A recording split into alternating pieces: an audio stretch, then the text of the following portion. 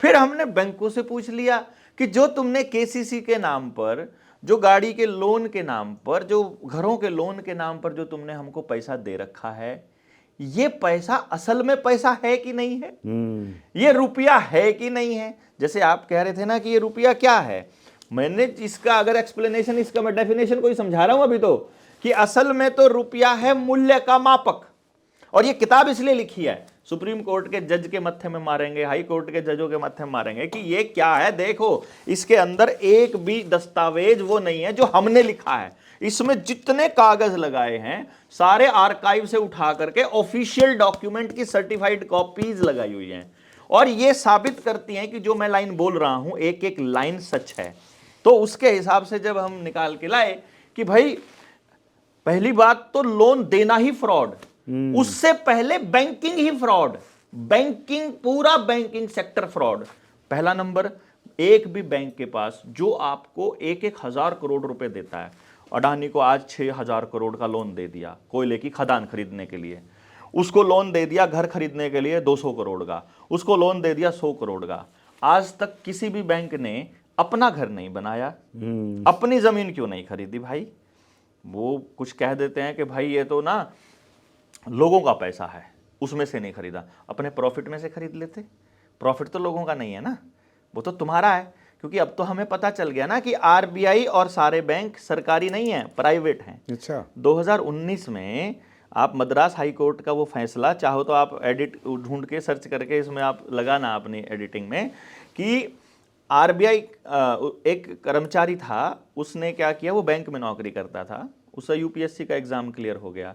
तो जब वो यूपीएससी के सिलेक्शन के बाद फाइनल जब डॉक्यूमेंट चेक कराने गया, तो उसको इस वजह पर, इस बिना पर उसको सिलेक्शन नहीं दी गई थी कि तुमने अपनी सूचनाएं छुपाई हैं, तुम बैंक कर्मचारी थे, जबकि वहाँ तुमसे पूछा गया था। तो उसने कहा वहाँ ये पूछा गया था क्या आप सरकारी कर्मचारी हो। मैं पीएनबी में शायद वो नौकरी करता था, तो पीएनबी को लोग सरकारी सोचते हैं, एसबीआई को भी सरकारी सोचते हैं, पीएनबी या एसबीआई में कहीं नौकरी करता था। उसने कहा आपको ये गलत फहमी है कि बैंक सरकारी होते हैं। हमको ट्रेनिंग में पहले दिन सिखाया जाता है कि आरबीआई और बैंक सरकारी नहीं होते और ना आप सरकारी कर्मचारी हो। अच्छा, आपको नेशनलाइज जो शब्द इस्तेमाल किया जाता है, जैसे एनजीटी है, एनसीएलटी है, डीआरटी है, ये ट्रिब्यूनल जितने हैं, ये असल में इनके गैर कानूनी काम करने के अड्डे हैं। वैसे ही आरबीआई भी इनके गैर कानूनी काम करने का अड्डा है। जैसे पुलिस प्रशासन और आर्मी इनके गैर कानूनी काम करने के अड्डे हैं असल में, मैं आपको बता रहा हूं। तो मैं ये समझ में आया, जैसे आर्मी वाले शब्द पे आर्मी वाले थोड़े भटक सकते हैं, लेकिन जब आर्मी की सच्चाई जानोगे कि आर्मी का गठन किस वजह से हुआ था, रॉकफेलर फाउंडेशन ने क्यों किया था, ये जो अमेरिका की तर्ज पर सारे देशों की आर्मी क्यों बनी थी, ये खेल आपको समझ में आएगा। तो जो नेशनलाइज्ड खेल, नेशनलाइज्ड जो शब्द है, जब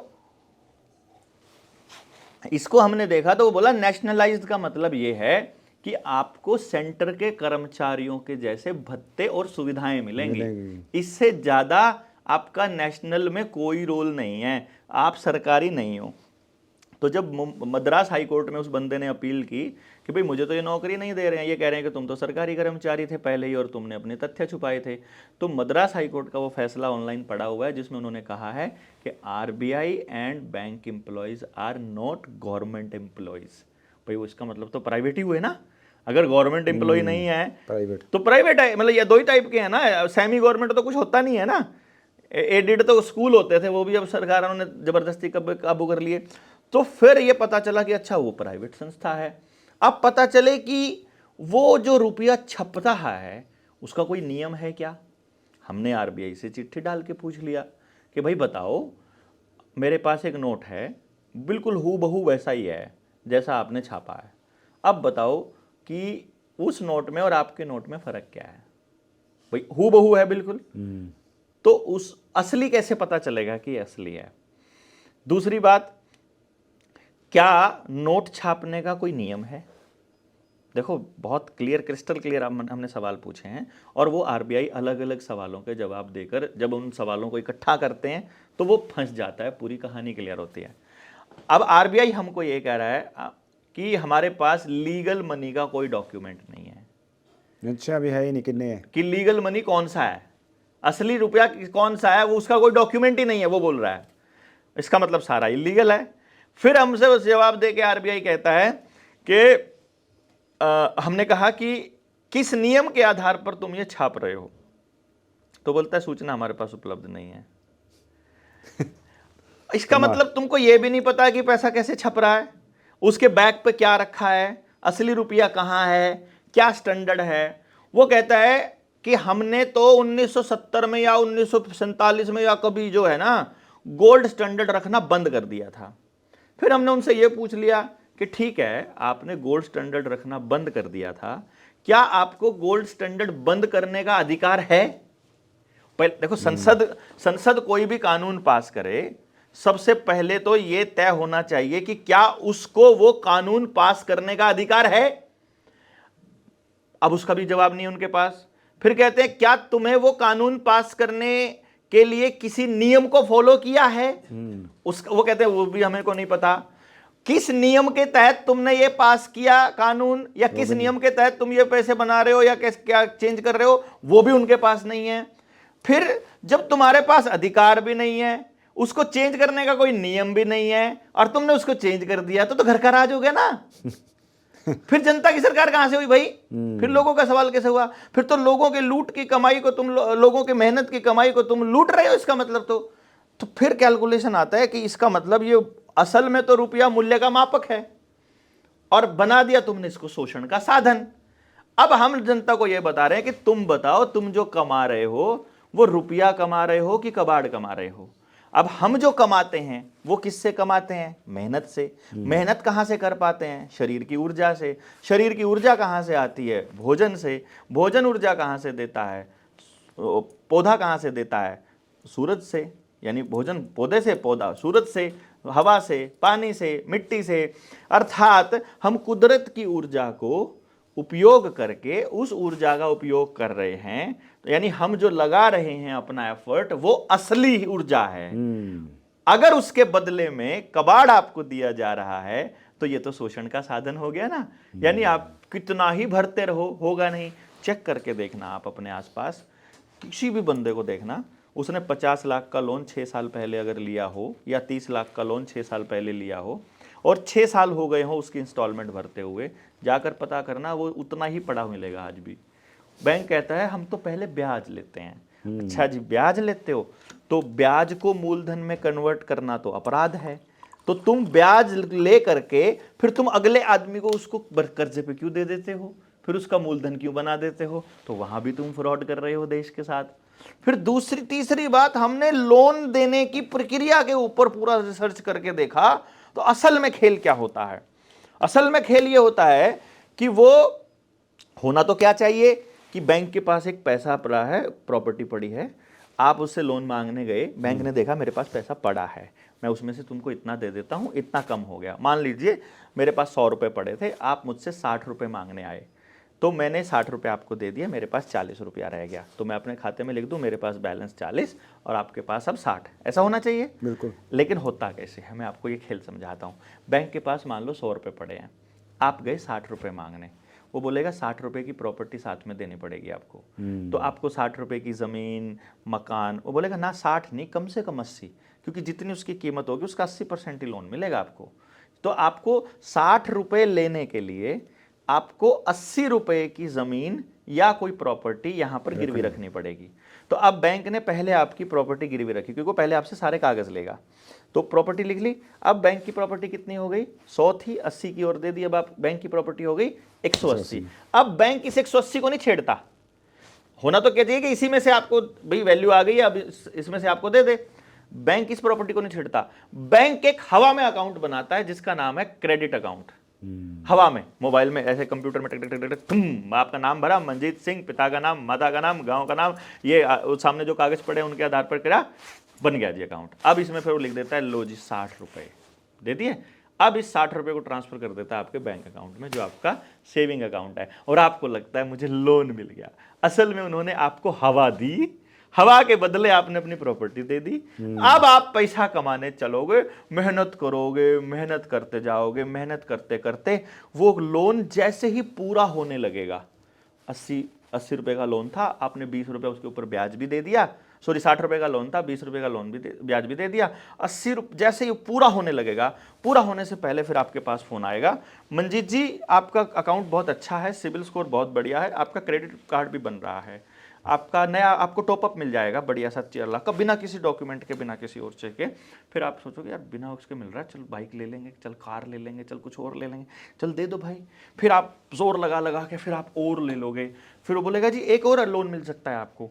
मतलब जब तक आप किस्तें दे रहे हो तब तक वो आपको लोन देते रहेंगे, तब तक आपको वहां तक पहुंचा देंगे जब आप लोन की किस्त देने की पोजीशन में नहीं होंगे। फिर वो आपको बोलेगा साले पे नहीं कर सकता था तो लिया क्यों था। मतलब वो प्लान करके हवा के बदले आपको कर्जदार बनाते रहते हैं, और आप अपनी सारी पूंजी, कई बार तो मेरे पास मैसेजेस आते हैं जी पहले हमने मतलब एक प्लॉट बेचा, फिर हमने अपने गहने, पहले गहने बेचे, फिर सेविंग अकाउंट तोड़वाए, एफडी तोड़वाई, वो लोन भर रहे हैं, भरा ही नहीं जा रहा है, अब कहाँ जाएं, अब तो जीना मुश्किल हो गया है। तो ये इतना बड़ा खेल कि नकली हवा के बदले आपको असली आपकी पूंजी खरीदी जा रही है। तो फिर ये देखा कि यार ये रुपया तो सरकारें अपने आप से रुपए के नोट, रुपए का ये तो खरीद रहा है, तो असल में अब आपको जब आपकी ज़मीन लेनी होती है तो वो क्या करता है, बोलो जी मुआवजा कितना चाहिए? 30 लाख का किला है, 50 लाख लो, 50 लाख से कम में बात नहीं बनेगी। उनको क्या दिक्कत है, 50 लाख दे देंगे हवा ऐसे, लो 50 लाख, लो 2 करोड़, लो 5 करोड़। आपने अपना एक किला 20 करोड़ में बेच दिया, बाहर निकल के देखोगे 20 करोड़ में उतना सामान नहीं आता है जितना पहले 2 लाख में आ जाता था। क्योंकि चेक करोगे ना, कैलकुलेशन करोगे तो आपको मालूम पड़ेगा कि अगर मैं 1970 का भी अगर भाव कैलकुलेट करने लग जाऊं, अभी हमने इस किताब के अंदर पूरा डिटेल में दिया हुआ, यानी कि पूरी दुनिया के अंदर जितने भी ट्रांजैक्शंस हैं जो कि वैध ट्रांजैक्शंस हैं, वो सारे के सारे ट्रांजैक्शंस असल में सोने के बदले होते हैं। आज भी दुनिया के अंदर जब भी कभी ऐसा होता है तो वो सोने के बदले ही होता है। अंग्रेजों ने इतना बड़ा खेल खेला आरबीआई बना करके, आरबीआई के बना करके इस खेल में जब हम इस जॉन हॉपकिंस यूनिवर्सिटी की इस रिपोर्ट का जब हमने हवाला दिया है, ब्रिटिश सरकार ने जो हमसे जो लूटपाट की है, ये पहले ये बताता हूँ, फिर मैं आपको वो कीमत के हिसाब से बताता हूँ। इसके अंदर जब हम कैलकुलेशन करते हैं तो जो भारत में ब्रिटिश इंडिया की वो चल रही थी, और आरबीआई बनने के बाद जब अंग्रेज़ों ने बोला कि अब तुम अपने सिक्के और अपने नोट चला लो और अब तुम्हें ज़रूरत नहीं है, तो हमारे वाला जो है वो हमें दे दो, तो वो रुपया अपना ले गए। उस टाइम का सारा रुपया चांदी में या सोने में था, या तो मोहर थी या फिर रुपया था, रुपया भी चांदी का था। नोट थे उनको भी वो धातु में कन्वर्ट करके ले गए, क्योंकि वो कहते हैं कि नोट के बदले धातु रखी तो है। आपने सुना होगा ना अपने बुजुर्गों से कि भाई जितना सोना रखा होता है उतना ही नोट छाप सकते हैं।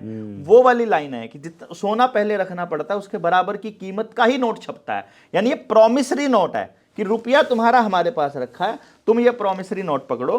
तो जब उसको, यदि हम उस सारे रुपये को, सारे धन को, यानी चांदी है, रुपया है, सोना है, मोहर है, अगर उसे गोल्ड में कन्वर्ट कर देते हैं तो आजादी का जो डेट है 15 अगस्त 1947, उससे पहले 14 अगस्त 1947 को हमारे पास जो सोना था, जो रुपया था, और आजादी की डेट जो तथाकथित आजादी की रेट है, उससे अगले दिन में हमारा देश कितना गरीब हुआ उसका कैलकुलेशन करते हैं तो अंग्रेज उस तारीख को हमारे देश से 4,36,700 टन सोना लेके गए थे। एक रात का, एक रात की लूट है ये।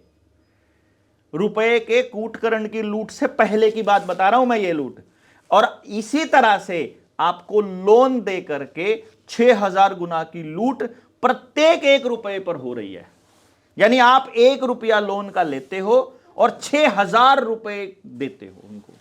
यानी कि 6,000 के नोट लेते हो आप, तो आपने 6,000 रुपया मांगा मान लो बैंक वालों से, वो आपको लोन में डिजिट दे रहा है। एटीएम से जाओगे तो वो बैंक नोट निकल रहा है। उस बैंक नोट की जो कीमत है वो भारत के स्टैंडर्ड के हिसाब से 777 मिलीग्राम सोने के हिसाब से लगभग 6,000 के नोट के बराबर की है।